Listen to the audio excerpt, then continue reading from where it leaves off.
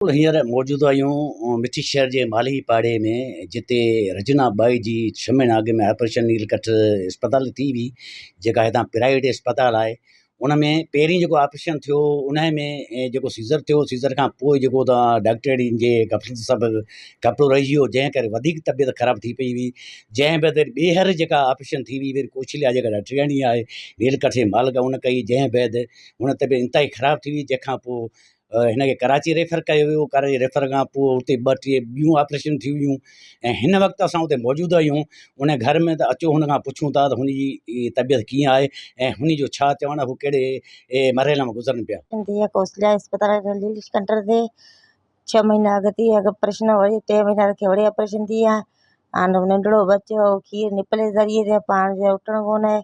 ग़रीब माण्हू जान सां ॿियो बि ऑपरेशन कयो, डॉक्टर कोसलिया कयो हो, पर मूंखे होश कोन हुयो। बाक़ी कपिड़ो बि असांखे न ॾेखारियो, पर तसलील करी आहे तो बि असीं हुनखे माफ़ु करूं आहे, पर तसलील कोन करी। आख़िर में असांखे धमकी ॾिने।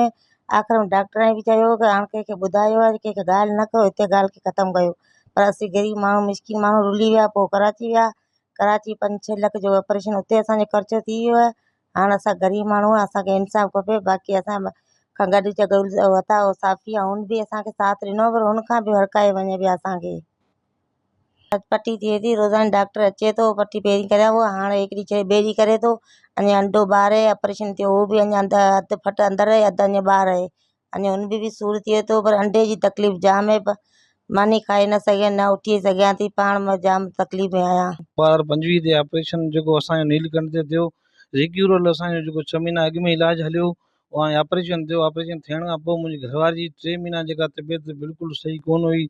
असां मुख़्तलिफ़ डॉक्टरनि खे ॾेखारियो, इन्हनि जा कोर्स खाधासीं। 4 लख जे लॻभॻि असांजो पहिरीं ख़र्चो थी चुको हो। पोइ वरी दोबारा टेस्टूं वग़ैरह असां करायोसीं, सिटी स्कैन ॿिया कराया ऐं मुख़्तलिफ़ डॉक्टरनि खे ॾेखारियो। माई जे पेट में कपिड़ो आहे। पोइ दोबारा जेका मुंहिंजी घरवारी जो ऑपरेशन थियो, दोबारा वरी मूंखां पैसा वरिता विया।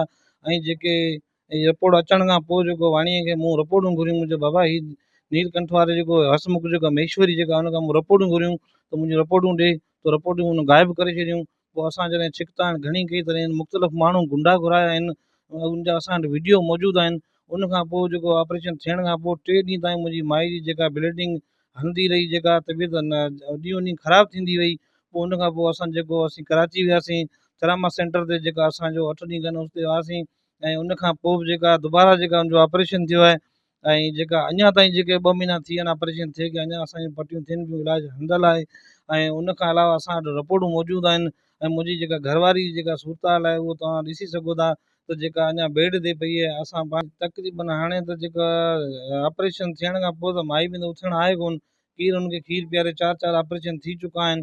त उनजो जेको बकरी जो जेको खीर आहे, जेको निपल ज़रिए असीं हुनखे पीआरे उनखे वॾो करूं पिया, ॿियो छा करूं, ॿियो त असांजो को ज़रियो आहे कोन।